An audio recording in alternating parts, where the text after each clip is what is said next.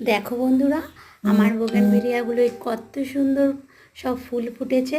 পুরো ভরে যাবে আর কিছুদিন পরেই। সব দেখো ছোট ছোট কত কলি এসেছে।